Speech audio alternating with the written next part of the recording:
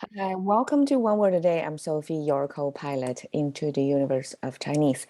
We are going to continue on this journey of learning one Chinese expression to another, and they are going to share at least one character.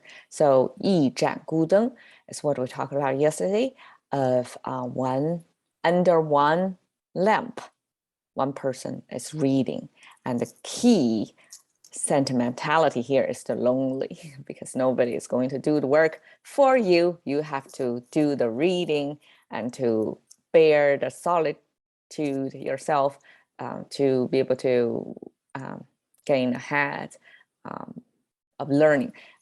Mostly people are reading under the lamp for reading, for memorizing, for understanding classical literatures in Chinese so that they can do better in national exams. So that's why like Chinese, we have tiger moms and all that, very much emphasizing education because that's the way to climb the social ladder.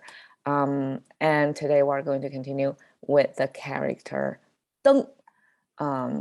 Okay, so 油尽灯枯. We have 油 and 灯.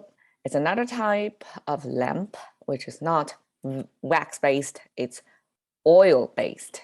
So before we have electricity, people used to burn oil, type of fat oil for light. And in China, because of the soybeans are pretty prevalent and cheap enough, so soybean oil were used for light source. We are talking about, okay, so 油, even if it's a fat, we actually use this water sign on the left side to mean it's a fluid. And on the right side, it's a sound maker, which is 油. You can see it's a block with a cross in the middle, but the top is sticking out. And be sure to have the top portion sticking out, because if you have both top and bottom sticking out is another word, and if you only have the bottom sticking out is another word. So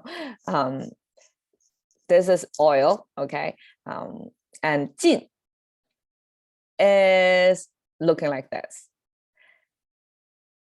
Okay, 尽 means your oil is about to be used up. It's going to be gone and exhausted. So we have this in ancient time, much complicated looking. But can you see a kind of image of the top portion of something and then the bottom portion of something? Okay, we have seen a lot of this this thing with kind of this, right? We have seen a lot. That's a hand gesture. And the hand, it looks like the hand is holding something, and with this structure at the bottom. And okay, in ancient times, when we have this, and with the four kind of legs to stand on the surface, that is a little container. A little container for most times it's food or drink. And here is simply the hand is using a brush. See how modern it is. Modern, okay, it is for the hand to use a brush to clean, to do the dishwashing. So when something is being dishwashed, okay, different from dishwasher, okay, this is a hand, a brush, dishwash. When that is happening, that means whatever food or fluid contained in this container is gone. So that's how ancients use symbol to express it's exhausted, it's gone, it disappeared. You finished up your food inside this container so that it's been brushed now. Okay, I guess in ancient times it's pretty strict. You shouldn't have any leftovers in that container. It's gone, and then you can wash it. And then the result of the light is gone, is exhausted, is naturally the light. The oil exhausted is the light is going out. But instead of using something like, okay, going out, used up, here is a very poetic transfer senses, because you see here, 枯, we have a wood sign, which is the cross with the canopy pointing down. That's our wood. And then the right side is a sound maker, sounds like a gu, and now it's ku. So something related to the wood. That means the wood. Gu actually means ancient times.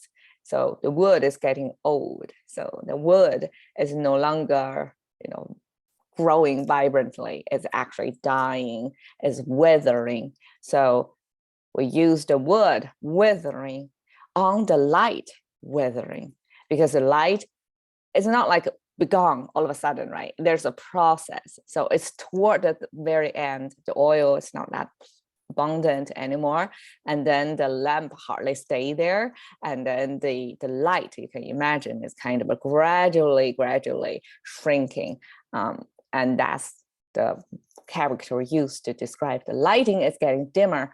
And the 油尽灯枯, oftentimes we don't really talk about the light. We use that pretty common living experience. Whoever is using a lamp and experience that end of lamp life to mean the end of human life. It's dying. 油尽灯枯, especially kind of sad, dying.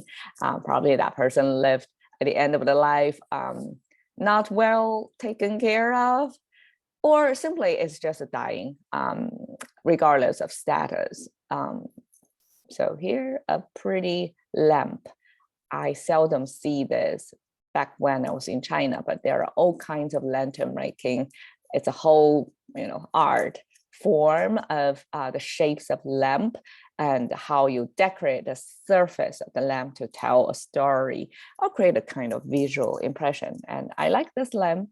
And of course, it's electricity. It's not going to die unless you switch it off. But here, just to use that yellow light to mean at some point, it's going to be gone out, right? All right. Cash into the currency of thinking with just one word a day. See you another day, Sophie.